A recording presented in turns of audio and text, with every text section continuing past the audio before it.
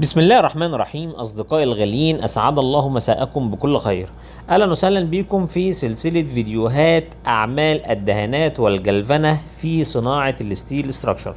وكان في سؤال أحد الزملاء كان سأله لي وبيقول: هو ليه لما نيجي نجلفن الهوت رولد سيكشن بيدي لون غامق أو بيدي لون داكن، على عكس اللي بنشوفه في أشكال اللي هي الجلفنة في القطاعات اللي هي التانية؟ والسبب الرئيسي يا جماعة ان هو بيرجع للتركيب الكيميائي للهوت رولد سيكشن، واللي بيبقى فيه نسبة السيليكون بتبقى عالية.